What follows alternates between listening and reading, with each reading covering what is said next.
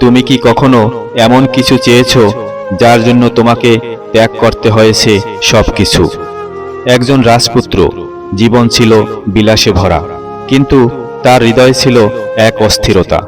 তিনি খুঁজছিলেন সত্যকে, আর সেই খোঁজ তাকে নিয়ে গেছে রাজপ্রাসাদ থেকে দাসত্বে, কিন্তু শেষমেশ তাকে পৌঁছে দিয়েছে আল্লাহর প্রিয় নবীর পায়ে। না, এটা কোনো কল্পকাহিনী নয়, এটা বাস্তব। এটা একজন সাহাবীর জীবনের গল্প, সালমান ফার্সি রাদিয়াল্লাহু তাআলা আনহু।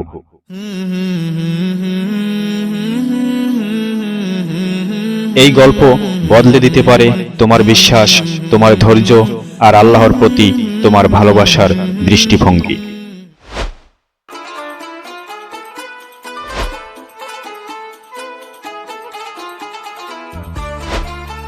পারস্যের এক রাজ পরিবারে জন্ম নেন সালমান ফার্সি রাদিয়াল্লাহু তাআলা আনহু।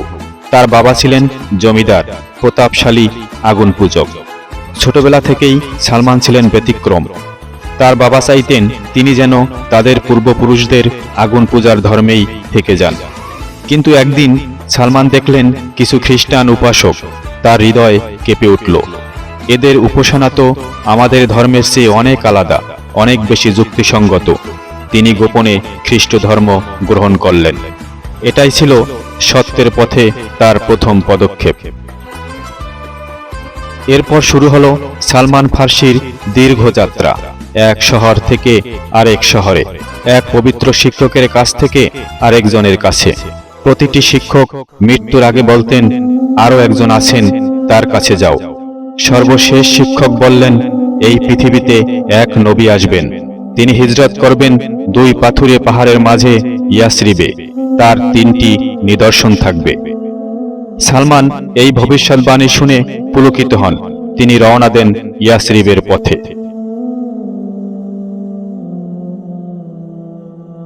কিন্তু পথেই তাকে প্রতারণা করে এক ইহুদির কাছে বিক্রি করে দেওয়া হয়। তিনি হয়ে যান একজন দাস। সালমান ফার্সি রাদিয়াল্লাহু তাআলা আনহু তখন একজন দাস, খেজুর বাগানে কষ্ট করে দিন কাটাচ্ছেন। তার হৃদয়ে একটি আশা, সেই প্রতিশ্রুত নবীর সাক্ষাৎ। একদিন এক গুঞ্জন ভেসে এলো, মক্কার এক লোক হিজরত করে ইয়াসরিবে এসেছেন। মানুষ বলছে তিনি গরিবদের খাওয়ান, সদা সত্য বলেন এবং নবুয়তের দাবি করেছেন। সালমান ছুটে গেলেন। তার মনে ছিল সেই তিনটি নিদর্শন। তিনি সদকা নেবেন না, উপহার গ্রহণ করবেন, তার পিঠে থাকবে নবুয়তের মোহর। সালমান রাদিয়াল্লাহু তাআলা আনহু নবীজিকে উপহার দিলেন।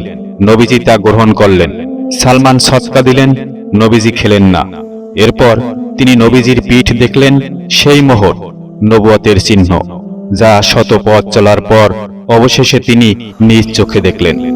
তিনি কেঁদে উঠলেন, নবীজির পায়ে পড়ে গেলেন। রাসূল সাল্লাল্লাহু আলাইহি সাল্লাম তাকে বুকের মাঝে জড়িয়ে ধরলেন, যেন হারানো প্রিয়জন ফিরে পেয়েছেন। নবীজি সালমানকে দাসত্ব থেকে মুক্ত করার জন্য সাহাবীদের নিয়ে চেষ্টা করলেন। শেষমেশ তিনি মুক্ত হলেন এবং হলেন ইসলামের অন্যতম সম্মানিত সাহাবী। খন্দক যুদ্ধের সময় পরিখা খননের পরামর্শ দিয়েছিলেন সালমান। এটি ছিল মুসলিম ইতিহাসের এক কৌশলগত বিজয়, যা বদলে দিয়েছিল যুদ্ধের গতিপথ। সালমান ফার্সি রাদিয়াল্লাহু তাআলা আনহু আমাদের শিখিয়েছেন, সত্যের খোঁজে ধৈর্য ধরো, কষ্ট সহ্য করো আর আল্লাহর উপর ভরসা রাখো। তুমি যদি পথহারা হও, মনে রেখো আল্লাহ তোমার চেষ্টা জানেন। তিনি তোমাকে পথ দেখাবেন যদি তুমি সত্যনিষ্ঠ হও।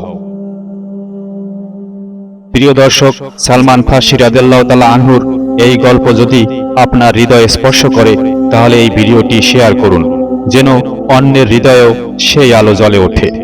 সত্যের পথে চলা সহজ নয়, কিন্তু আল্লাহ তার প্রিয় বান্দাদের জন্য পথ তৈরি করে দেন।